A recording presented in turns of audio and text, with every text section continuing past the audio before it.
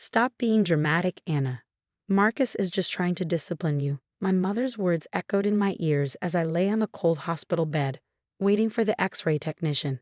The searing pain in my leg competed with the throbbing in my chest, where Marcus had shoved me against the stair railing just hours earlier.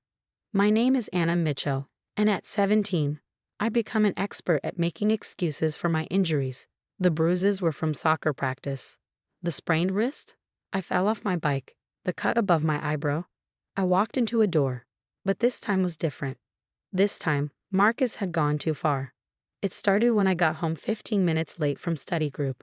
Marcus was waiting by the door, his face already red with anger. My mother stood behind him, wringing her hands like she always did when she knew what was coming. "Where were you?" His voice was eerily calm, the kind of calm that made my stomach turn. "I'm sorry, the bus was late and Don't lie to me." His hand shot out, grabbing my backpack and throwing it across the room. Books scattered across the floor, my laptop making a sickening crack as it hit the wall. "I'm not lying, I swear. You can check the bus schedule." That's when he snapped. Marcus grabbed my arm, dragging me toward the stairs. "Maybe sometime in your room will help you learn respect." I tried to pull away, but his grip was like iron. My mother just watched, her face a mask of forced indifference. As he shoved me toward the stairs, I lost my balance.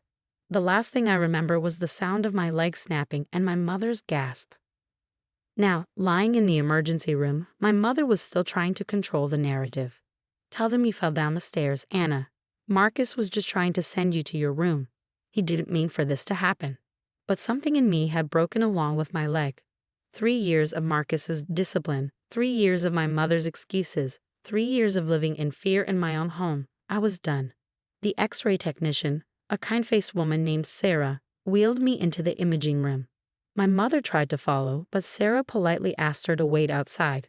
As soon as the door closed, Sarah's professional smile faded into concern. "Honey, I need you to hold very still while I take these images," she said, positioning my leg carefully. "But I want you to know that you're safe here. Whatever you need to tell me, I'm listening." I bit my lip, tears welling up in my eyes. Years of keeping secrets pressed against my throat, threatening to spill out. Sarah worked quietly, taking multiple angles of my leg. Each movement sent waves of pain through my body, but I remained still. "These old injuries," Sarah said softly, looking at the initial images. "They tell a story, don't they?" I couldn't hold back anymore. "He said he was teaching me discipline," I whispered, my voice breaking. "Mom says he's just strict, that all stepfathers are like this." "But—" Sarah's hand found mine, squeezing gently. "No, sweetheart, not all stepfathers break their children's bones."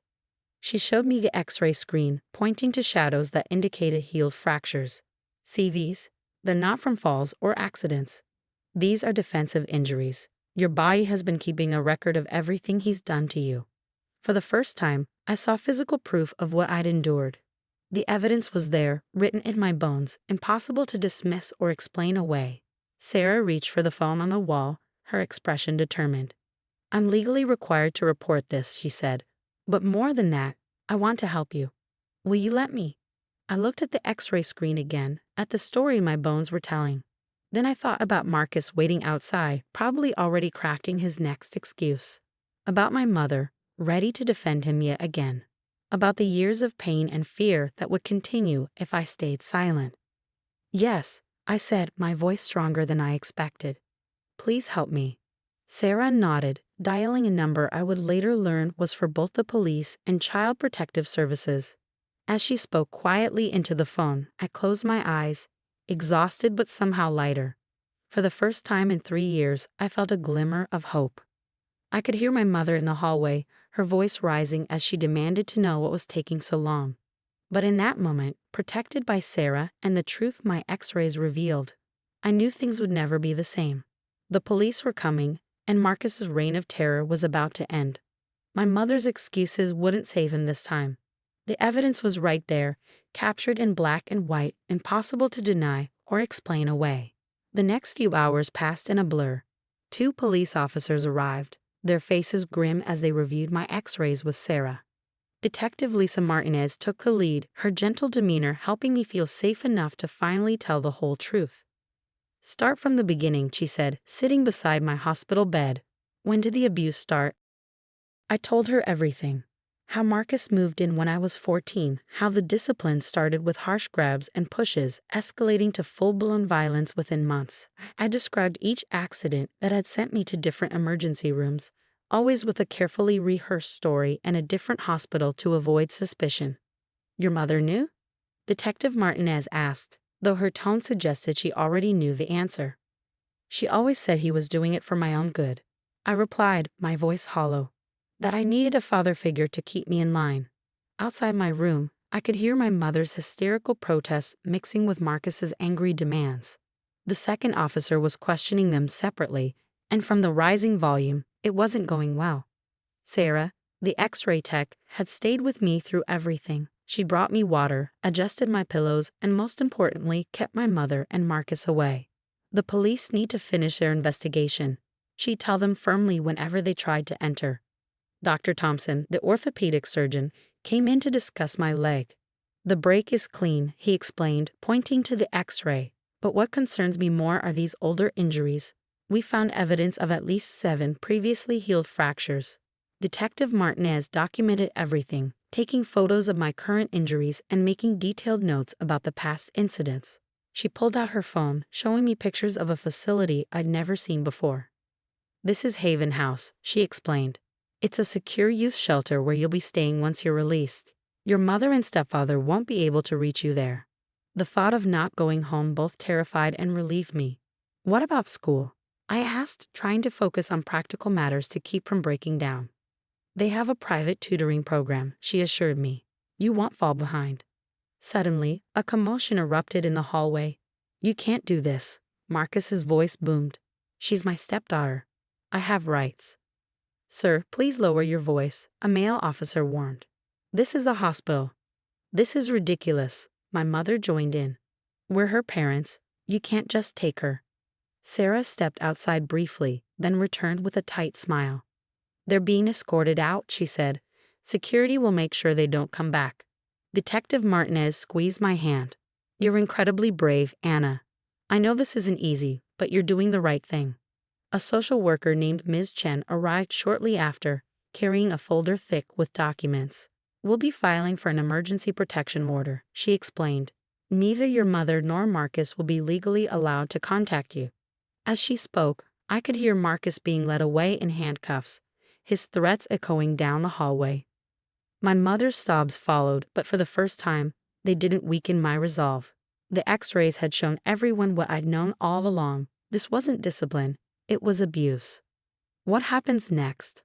I asked, looking between Detective Martinez and Ms. Chen. First, we get your leg properly set, Ms. Chen said. Then, once you're stable, we'll move you to Haven House. You'll have your own room, counseling services, and round-the-clock support staff. And Marcus? I couldn't help but ask.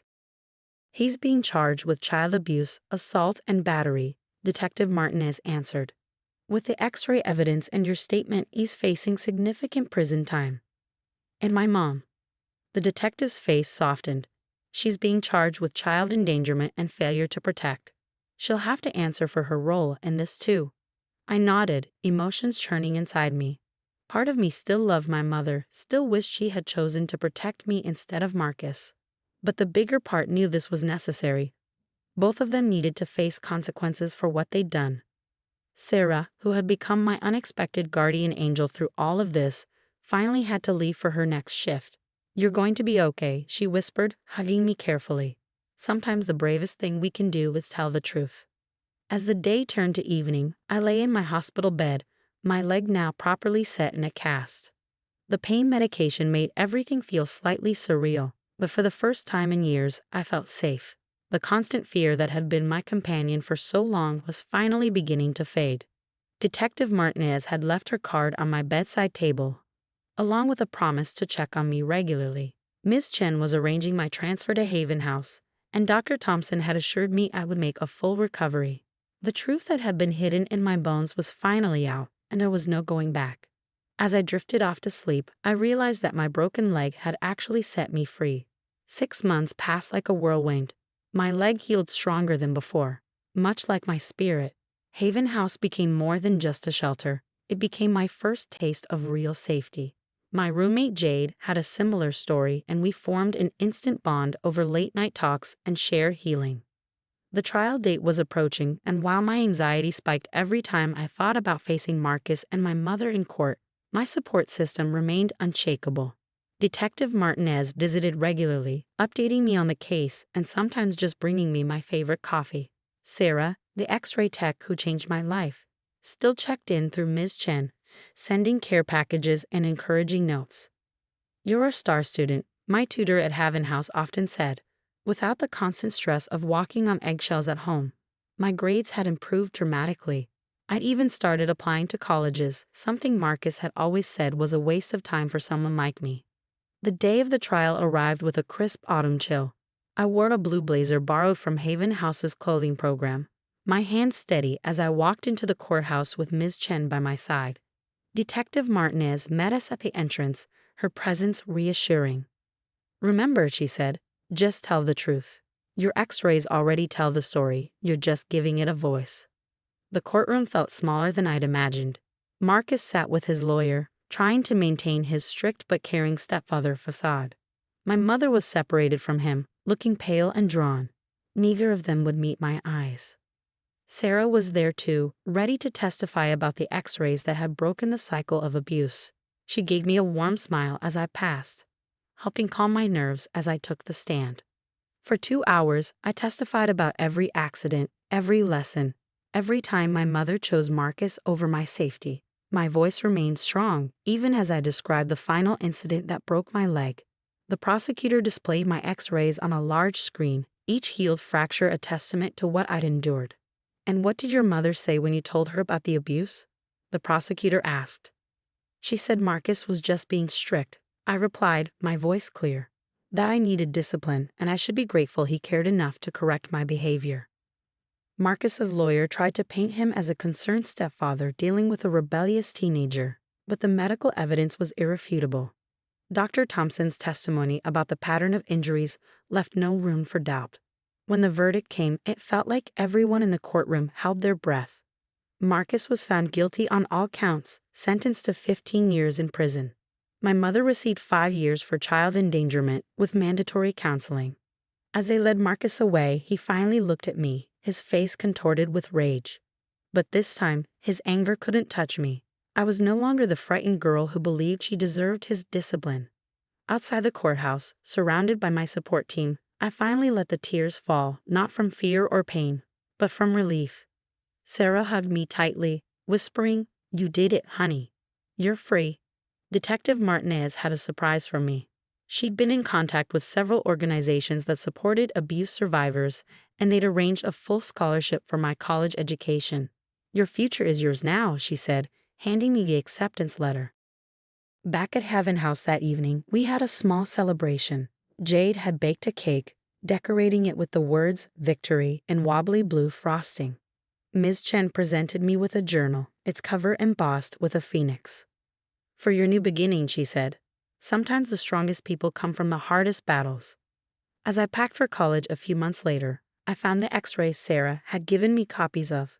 Looking at them now, I saw more than just evidence of abuse. I saw the moment everything changed, the day someone finally saw the truth and stood up for me.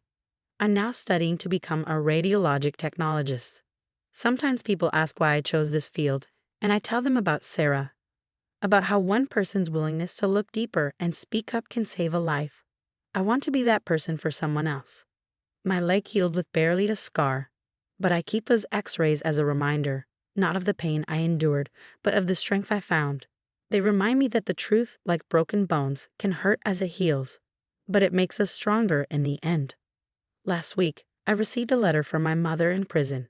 She's finally attending therapy, finally acknowledging her role in what happened. I'm not ready to forgive her yet, but for the first time, I'm focusing on my own healing rather than managing everyone else's feelings. As I walk across campus to my classes, my steps are steady and sure. The scared girl who once thought she deserved abuse has been replaced by a young woman who knows her worth. My bones tell a story now, not of breaking, but of healing, of triumph, and of the strength that comes from finally speaking the truth.